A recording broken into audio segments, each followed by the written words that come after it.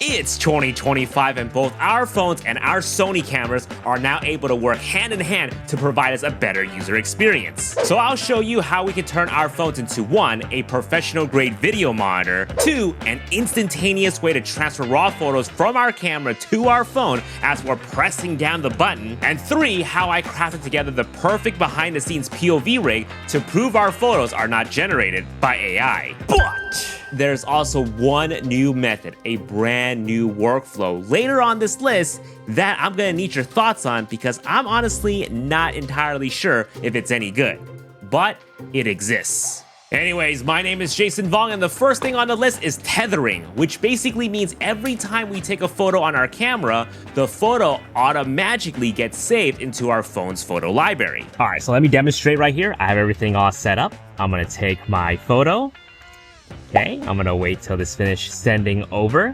Now, I'm gonna check my photo library, and we should see both full-size RAW and full-size JPEG. Ooh. Man, back in the olden days, we would have to bring a whole ass computer with us on location just to do something like this. But now it works on our tiny little phone. And I love this because I can A, quickly airdrop the photos to my clients right then and there, or B, I can do quick edits of my RAWs with my preferred editing app without even getting back home yet. Honey, I'm home!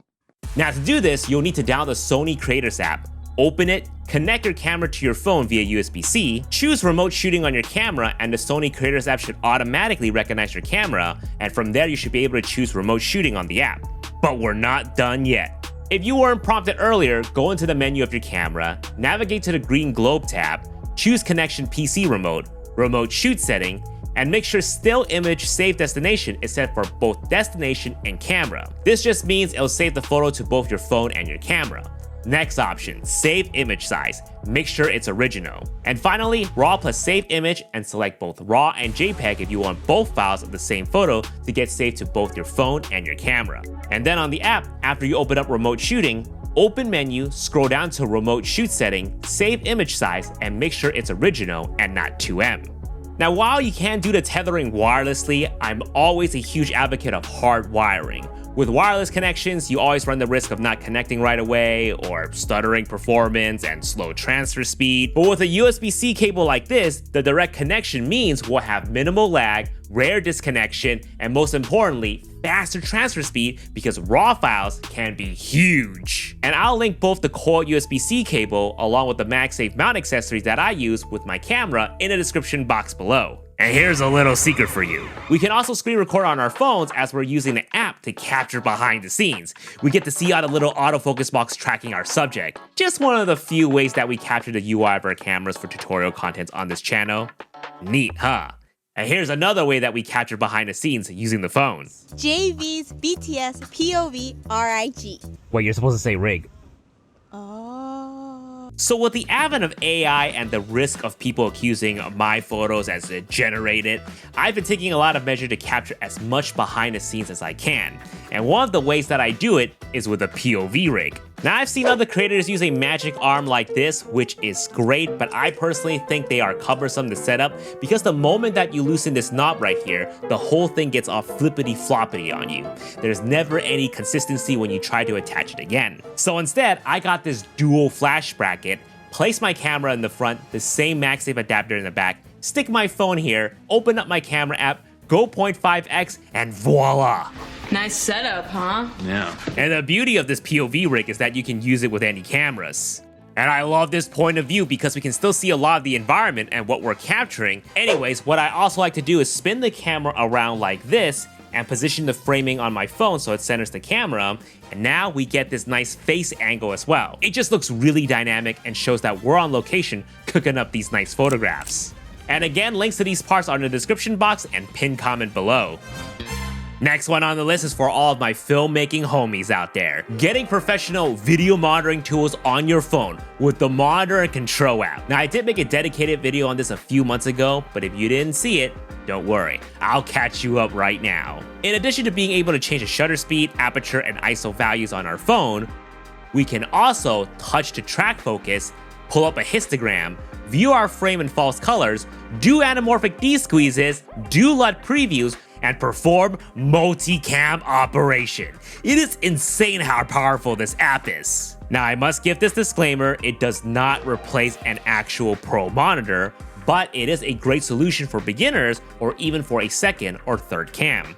And again, while you can do it wirelessly, it is better to have a hardwired connection. So download the Monitor Control app via the App Store, connect it to your camera with the same Coiled USB-C cable, choose remote shooting on your camera, connect to the camera via the app, and now you're ready to rock and roll. Now, Monitor Control app only supports these cameras here, so if you're using a different Sony model, I recommend checking out this video on the screen and fast forward to 5:55. Are you kidding me?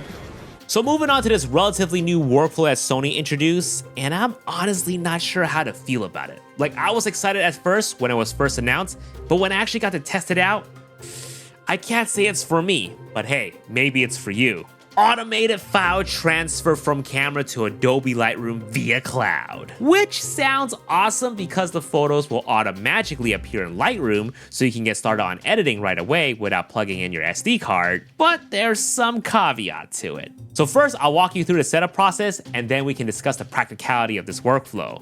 But I'm not gonna sugarcoat it. The process is a bit long and a bit dry, but I'll do my best to speed things up for you in case you want to follow along at home. We'll need to pair the Creators app to our camera.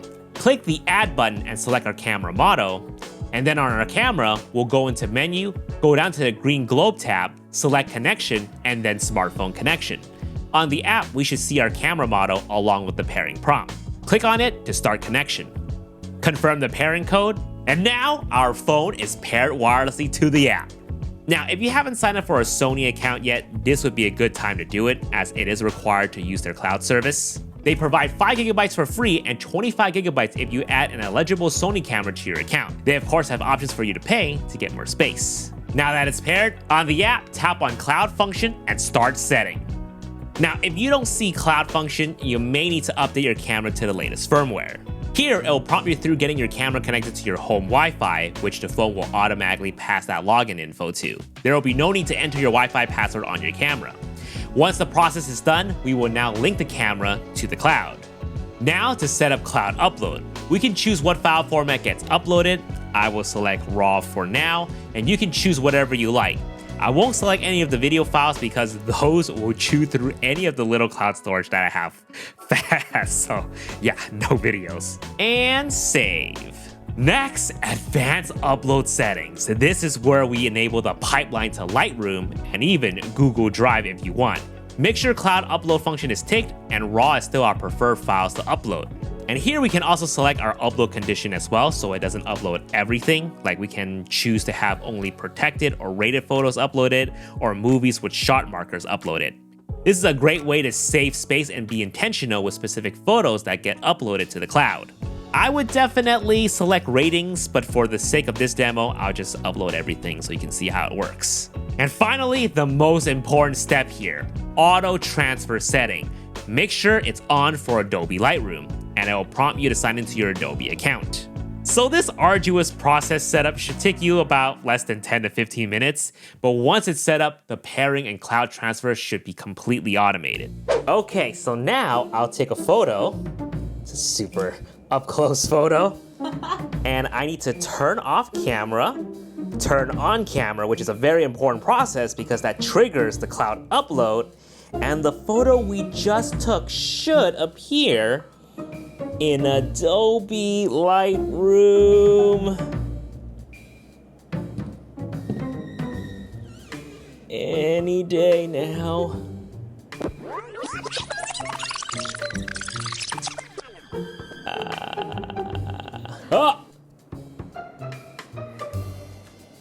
Oh, there it is. There it is. Yay! That only just took forever. No, it only took 5 seconds. With the power of editing. Now, don't get me wrong, this is very neat and I think it's very technologically advanced, but the whole thing still requires a strong Wi-Fi connection, and for a lot of us, it's gonna be our home internet. And if we're gonna be doing cloud transfer at home, we might as well just stick the SD card into our computer, like how we've always done it, and immediately get the photos without bogging down our limited cloud storage. I don't know, just relying on cloud to upload just feels so slow when you need to leave the camera and the phone on as the upload happens. It just doesn't seem that feasible and not that much faster. So now what? However, where I could see the biggest potential in this is if we invest in a strong 5G mobile hotspot. So when we're out on a job, maybe on a wedding day, the photos are automatically getting uploaded to a team computer so they can start editing the photos right away as the event is still happening for a same-day delivery while we're still shooting. That could work. I think in that regards, this cloud solution can really speed up same-day workflows. But let me know your thoughts. How would you use this cloud workflow? If you found this video helpful and want to support the channel, consider a super thanks donation or simply stick around and listen to what my sponsor Squarespace has to say. Squarespace is an all-in-one platform to create beautiful websites. No coding knowledge needed. It's perfect if you want to showcase your photos, sell prints, and run your business online all in one place. And with Blueprint, Squarespace's new AI-powered website builder, getting started has never been easier. Just answer a few quick questions and it instantly builds a custom site with layouts, colors, and even sample content. Plus, built-in SEO tools to help more people discover your site. Use my link down below for a 14-day free trial, and when you're ready to launch, use code JASONVONG to get 10% off your first purchase of a website or a domain. Guys, thank you so much for watching, and we will see you guys in the next video. Peace.